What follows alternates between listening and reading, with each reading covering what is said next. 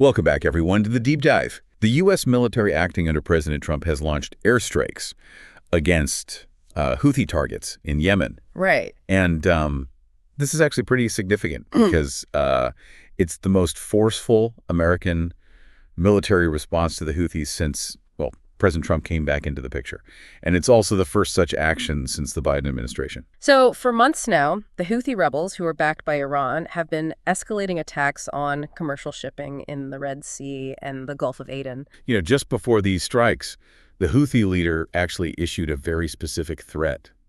He said they were going to resume attacks, specifically mentioning Israeli ships after like a brief pause they had.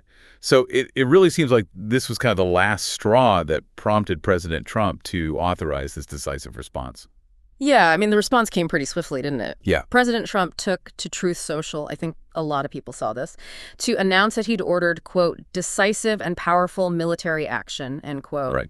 against the Houthi terrorists. And he specifically cited their unrelenting campaign of piracy, violence, and terror that's targeted, you know, American vessels and allied vessels. Yeah, he didn't really mince words, did he? And it's interesting, too, how he really contrasts his actions with what the Biden administration did before.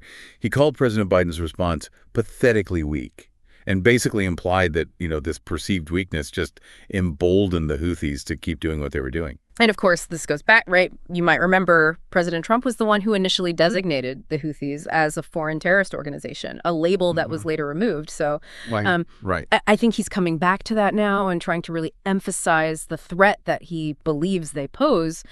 And I think it's also really important to understand the nature of these strikes. You know, it wasn't just a random symbolic show of force.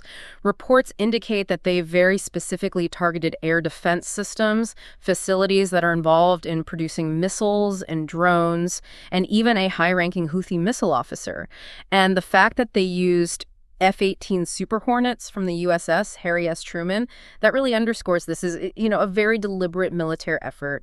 It's aimed at really degrading their ability to carry out these attacks. So it sounds like, I mean, you're saying this is a targeted effort to diminish their capacity to do these sorts of things. But obviously with any military action, especially on this scale, there's always going to be those immediate repercussions and reactions that we have to consider. So what's been the immediate fallout from all this? Well, almost immediately after the strikes, the Houthis reported a significant number of casualties. They're claiming at least 18 civilian deaths and, of course, vowing to retaliate. And they're trying to frame their actions, as you might expect, as being in support of Gaza, you know, linking this directly to the conflict that's going on there. Right. And, of course, a Houthi spokesman has come out and dismissed President Trump's statements as, quote, false and misleading, end quote. You know, so pretty standard responses in that sense. So, you know, what is the American perspective on all of this? What are they saying are the objectives behind these strikes? Yeah, well, U.S. officials are signaling that, you know, these initial strikes are likely just the beginning of a sustained campaign against Houthi targets. President Trump himself issued very, very direct warnings. I mean, he basically told the Houthis their time is up and that they need to cease all attacks immediately. Otherwise, they will face severe consequences. And he also, very importantly, sent a clear message to Iran. He's urging them to stop supporting the Houthis, promising to hold Iran, quote, fully accountable for their actions. So really, the core U.S. goal here seems to be, you know, putting pressure on Tehran to finally try and rein in these Houthi rebels, to bring some stability back to these critical shipping lanes. Right. And this is a pretty big escalation, right? I mean, especially when you consider that there have been reports of increased Houthi attacks on U.S. warships in the Red Sea, something that's been described as unprecedented.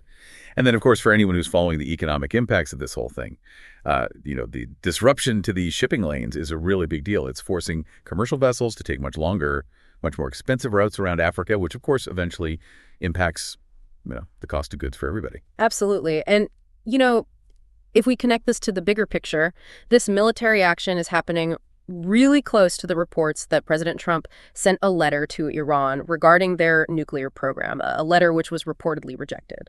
So it's possible that, you know, this military move against the Houthis could be seen as part of a larger strategy to kind of exert pressure on Iran across multiple fronts. Yeah.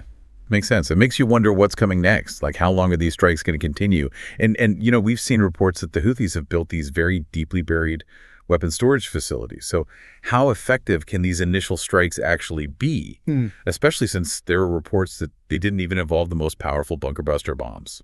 Yeah, that's a really crucial point. The effectiveness against those deeply entrenched targets remains to be seen.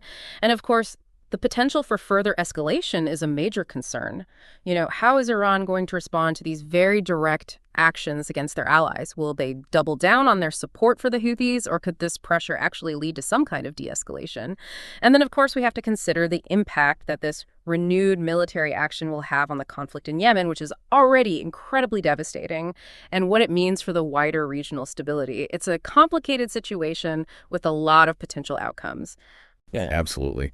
A lot to think about and definitely something to keep a close eye on.